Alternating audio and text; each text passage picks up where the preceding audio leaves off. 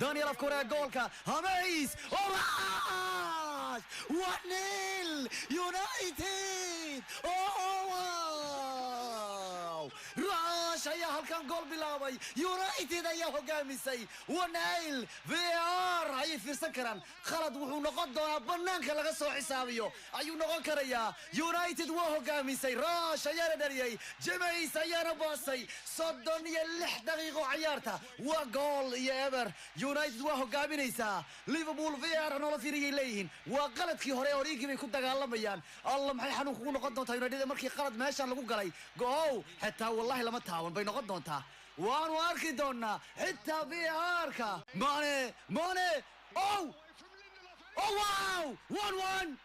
Allah ilaahay yawmani baa gaaday iyagoo dhan Manchester laakiin hadda VAR haddana mar kale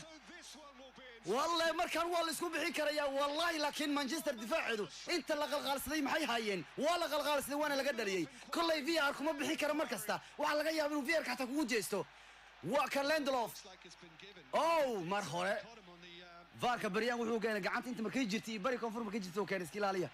gacanta markay bari ay jirtay markay gacanta inta jirtay askari VAR-ka xataa in kastoo gacbi hayo robo ayaa laadaya wax badan caawman tuurin wow 1-1 لانا والله وبريتين عيارته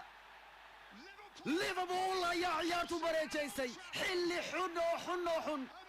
والله هذين كمان كلها كانوا با جولكو كيني كرا كانوا با جولكو لا يمان كرا كانوا با جولك كيني كرا هذين كعين كانوا كره والله لنا ليا روبو ويا سولا روبرتسون